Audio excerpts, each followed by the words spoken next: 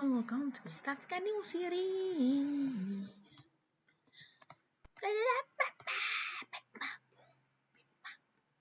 This is an alternate future of the world.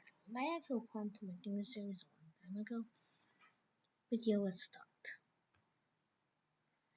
For for our first thing that we're gonna happen is going to be about the Russo-Ukrainian War. The Russo-Ukrainian War.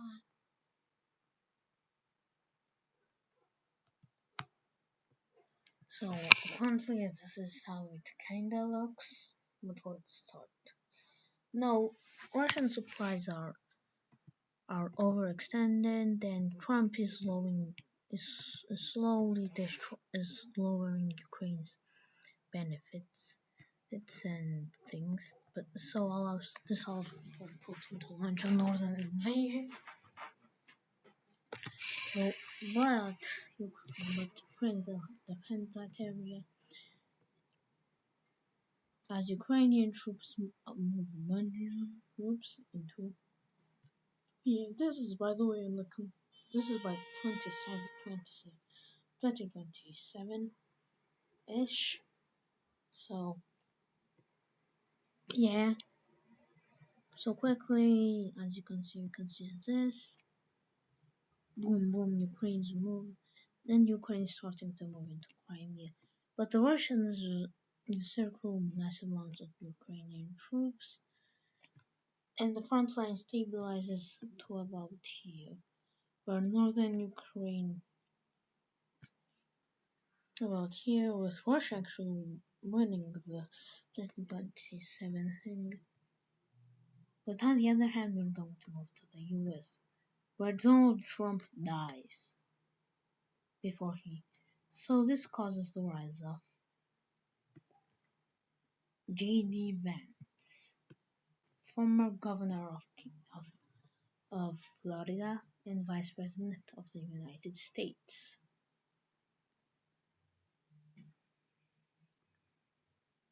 I actually don't know if J.D. Vance was a governor of Florida, but still. J.D. Vance is more of a right-wing corporatist. And by right-wing corporatist, I mean basically just Peter Thiel. So Russia is able to continue more into Ukraine, but this is the point where everything changes. With Russian supply lines collapsing, Ukrainian troops march incredibly fast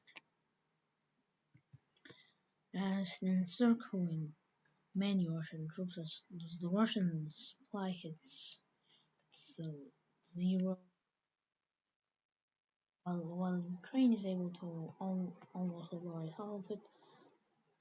The Donbass decides to break away, seeing that Russia can't help them and they don't want to be part of Ukraine due to propaganda, yada yada yada, blah blah blah blah.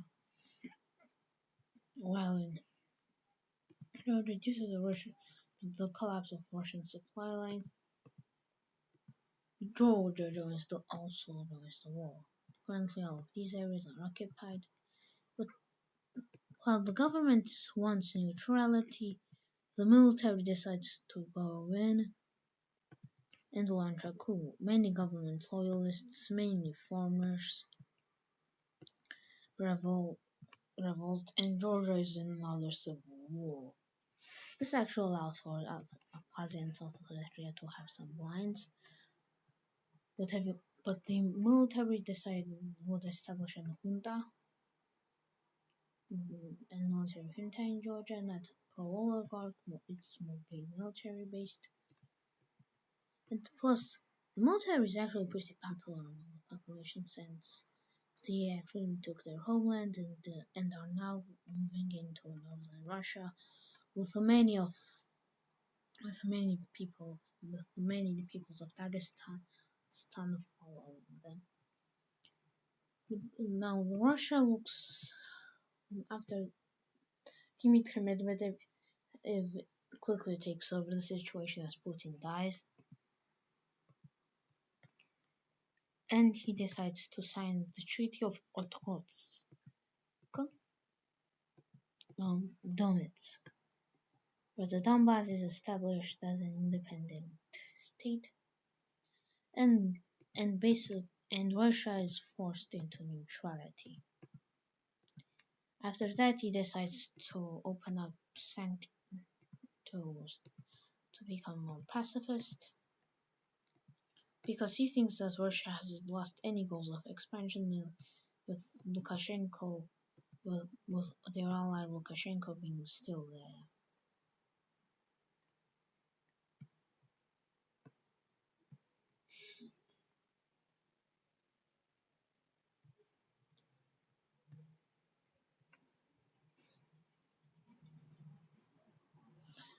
But they forget about one thing: Ukraine's debt.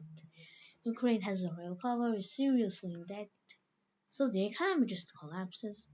And Dmitry Medvedev specifically in order to legitimize his forces decides to invade Ukraine at their weak point. As Zelensky gets voted out by a large chunk of the Ukrainian population in the 2032 elections.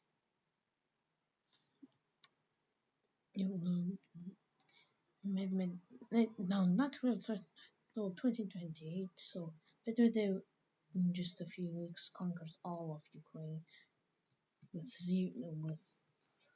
no rivalries. The Donbass is extended, so he decides to create a new. So with Dmitry Medvedev,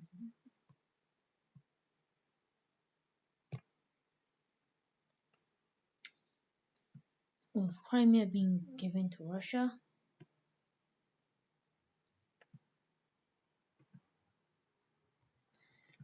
while this region is given to the Donbass Republic, causing the formation of Novorossiya, which since it has a neutral democratic government, it is actually fully democratic, but it's still pro-Russian.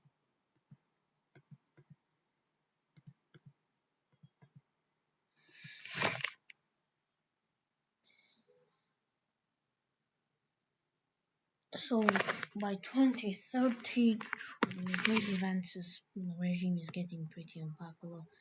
Usually 2028 elections still being well, the J.D. Vance is actually voted out during this period, replaced by an elitist Democratic Party, which mainly Democrats, mainly in the Zohran areas, mainly pro-Zohrans don't like. Which Zohran is actually a pretty popular leader in New York. While over here we'll see while over here tensions are piling back in the Middle East. Firstly, the Syrian Republic completely collapses as the Rohavans decide to declare independence in the Rojava revolt.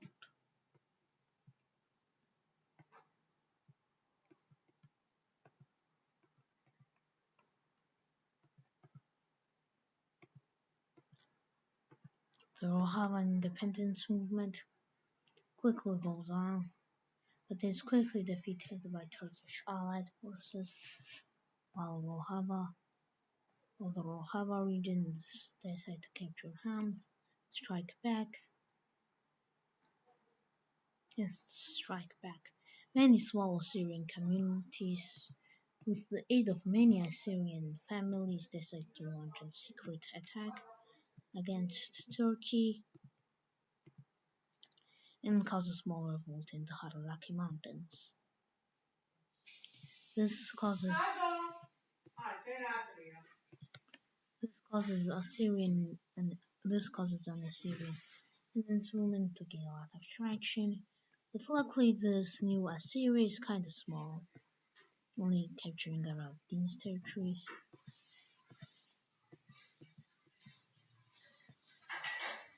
That's good for Turkey since researchers aren't really profitable anyways. Oh yeah, that's too close to it. That's fine. They. So the Haralaki Republic becomes just a mess, a gigantic mess.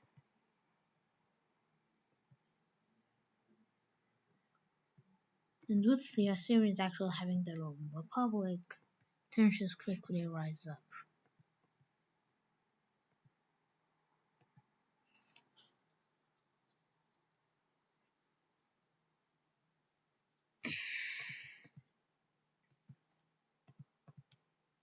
Turkish troops quickly move into the Rojava, and the Rojava is eventually defeated.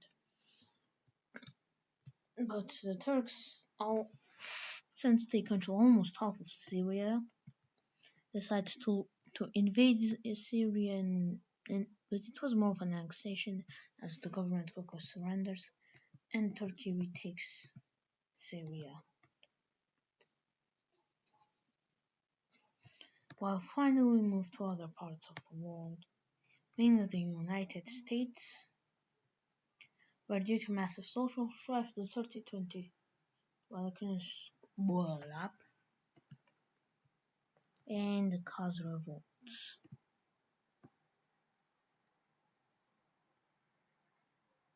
Specifically due to the election of a relatively nuanced Republican leadership, which gains pretty much good traction.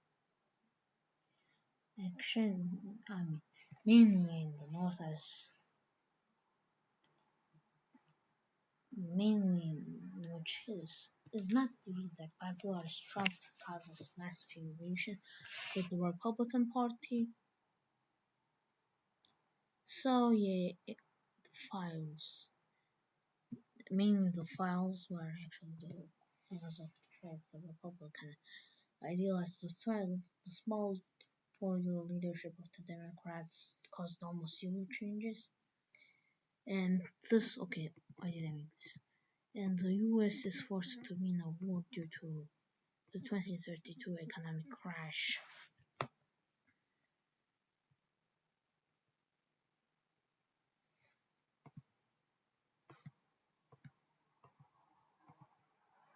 So China and North Korea declare war. War. Now the war, this mainly due to the collapse of the American stock market, is actually not that affected on the rest of the world.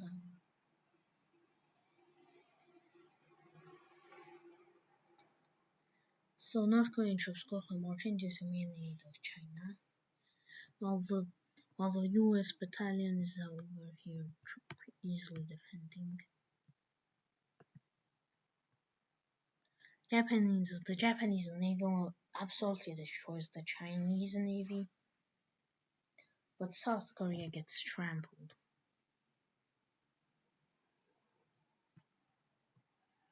The US is barely offering any help. We'll expect for the Pacific Fleet, which China has decided to do a pretty weird thing, using this island, which I think is called Hanoi, to just forget about the Americans and launch this way. So they land on the southern shores of Taiwan, and they quickly take over half of Taiwan.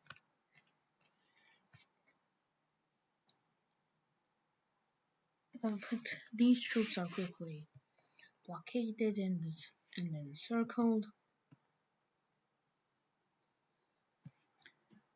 With China not being able to capture Taiwan, this is actually a victory for North Korea, mainly, as North Korea is trying to move its administration down south.